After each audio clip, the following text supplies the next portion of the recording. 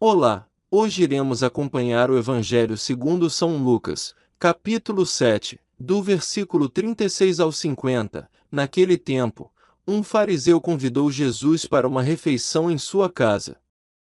Jesus entrou na casa do fariseu e pôs-se à mesa. Certa mulher, conhecida na cidade como pecadora, soube que Jesus estava à mesa, na casa do fariseu. Ela trouxe um frasco de alabastro com perfume, e, ficando por detrás, chorava aos pés de Jesus. Com as lágrimas começou a banhar-lhe os pés, enxugava-os com os cabelos, cobria-os de beijos e os ungia com o perfume. Vendo isso, o fariseu que o havia convidado ficou pensando: se este homem fosse um profeta, saberia que tipo de mulher está tocando nele, pois é uma pecadora. Jesus disse então ao fariseu: Simão, tenho uma coisa para te dizer. Simão respondeu: Fala, mestre. Certo credor tinha 2 devedores, um lhe devia 500 moedas de prata, o outro 50. Como não tivessem com que pagar, o homem perdoou os dois. Qual deles o amará mais? Simão respondeu: Acho que é aquele ao qual perdoou mais. Jesus lhe disse: Tu julgaste corretamente. Então Jesus virou-se para a mulher e disse a Simão: Estás vendo esta mulher? Quando entrei em tua casa, tu não me ofereceste água para lavar os pés, ela, porém, banhou meus pés com lágrimas e enxugou-os com os cabelos. Tu não me deste o beijo de saudação, ela, porém, desde que entrei, não parou de beijar meus pés. Tu não derramaste óleo na minha cabeça, ela, porém, ungiu meus pés com perfume.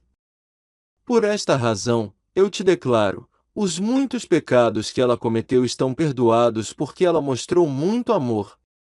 Aquele a quem se perdoa pouco mostra pouco amor.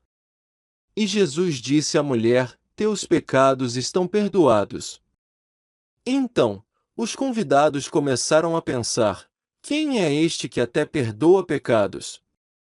Mas Jesus disse à mulher: Tua fé te salvou. Vai em paz. Palavra da salvação. Glória a vós, Senhor. São João Crisóstomo escreveu: Assim aconteceu que esta mulher pecadora tornou-se mais honesta que as virgens, depois de se consagrar à penitência e se dedicar ao amor a Deus. E tudo isso que foi dito foi feito externamente, mas o que mexeu com a sua intenção, e que só Deus viu, foi muito mais fervoroso. Assim como depois de um inverno rigoroso surge a calma da primavera, também depois do derramamento de lágrimas surge a tranquilidade e acaba a tristeza causada pela culpa. E assim como nos purificamos através da água e do Espírito, também através das lágrimas e da confissão. Por esta razão segue-se. Por isso lhe disse: muitos pecados lhe foram perdoados, porque muito amou. Quem fez o mal com violência, também com o mesmo fervor se dedica a fazer o bem quando sabe o quanto deve. Precisamos que a nossa alma seja fervorosa, porque não há impedimento para o homem se engrandecer. Que nenhum dos que pecam muito se desespere, nem que aquele que pratica a virtude adormeça. Este não deve confiar porque muitas vezes uma prostituta o precederá, nem deve desconfiar do outro, porque é possível que supere até o mais santo. Por isso se acrescenta: ele lhe disse: os teus pecados estão perdoados.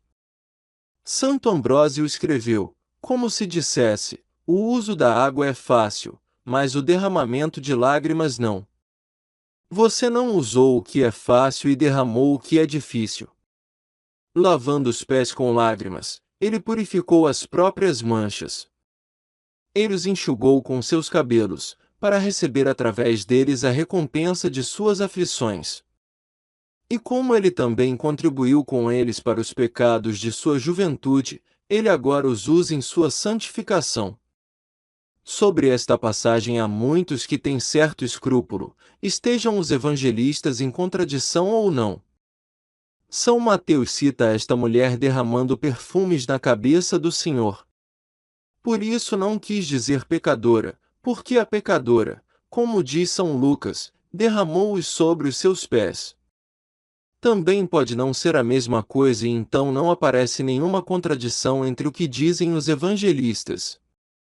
Para resolver esta questão da diferença de mérito e tempo, pode-se dizer que o primeiro ainda era pecador e que o segundo já era mais perfeito. Você também faz penitência pelos seus pecados, vá sempre onde ouvir o nome de Jesus. Em qualquer casa onde você sabe que ele entra, corra para entrar. Quando você encontrar a sabedoria, quando encontrar a justiça em alguma casa, corra, ou seja, busque o primeiro grau de sabedoria e confesse seus pecados com lágrimas. E Cristo não lavou os seus pés para que nós os lavássemos com as nossas lágrimas? Benditas lágrimas, que não só podem lavar a nossa culpa, mas também podem regar os caminhos pelos quais a graça do Senhor chega até nós. As lágrimas derramadas com boas intenções não produzem apenas o perdão dos pecados, mas também a força dos justos. Espalhe também os cabelos, lance diante dele todas as suas vaidades corporais. Quão preciosos são os cabelos que podem ungir os pés de Jesus Cristo! E não é pequeno este mérito, do qual se diz, desde que entrou não deixou de beijar meus pés, de modo que já não sabe falar senão de sabedoria, nem de amor senão de justiça, nem de bebida senão de castidade, nem de beijo, mas pureza. Bem-aventurado aquele que pode ungir os pés de Cristo com óleo. Mas ainda mais abençoado é aquele que as unge com unguento, pois assim espalha a essência de muitas flores reunidas em uma só. E provavelmente este unguento não poderia ser oferecido senão apenas pela Igreja, que possui inúmeras flores de aromas diversos, e por isso ninguém pode amar tanto quanto aquela que ama através dos filhos. Na casa do fariseu, isto é, na casa da lei e dos profetas, não é o fariseu que está justificado, mas a Igreja, porque o fariseu não acreditou, e a Igreja acreditou. A lei não tem o sacramento para purificar as coisas que estão escondidas. É por isso que o que é considerado pouco na lei se realiza no Evangelho. Os dois devedores são os dois povos, obrigados ao credor do tesouro celeste. Não é precisamente que devemos dinheiro a este credor, mas sim o ouro dos nossos méritos e a prata das nossas virtudes, cujo valor resulta da gravidade do seu peso, do brilho da justiça e do som da confissão. Esta moeda, na qual está gravada a imagem do rei, não tem pouco valor. Ai de mim se não tiver tudo o que recebi! Ou, como é muito difícil conseguir pagar toda essa dívida ao credor, ai de mim se não lhe implorar que me perdoe a dívida! Mas quem é este povo que deve mais, senão a nós, a quem mais foi concedido? A eles foram dados os oráculos de Deus, a nós foi dado o Emanuel, nascido de uma virgem, ou seja, Deus conosco, a cruz do Senhor, a sua morte e a sua ressurreição. É, portanto, indubitável que quem mais recebeu é o que mais deve. Segundo os homens, quem deve mais ofende mais. Mas a causa é mudada pela misericórdia do Senhor, para que aquele que deveria amar mais, se consiga obter a graça. E, portanto, não havendo nada que possamos oferecer dignamente a Deus, ai de nós se não o amarmos. Voltemos, então, ao amor pela dívida, pois aquele a quem mais foi dado ama mais. Ajude o canal se inscrevendo e compartilhando este vídeo. Até amanhã!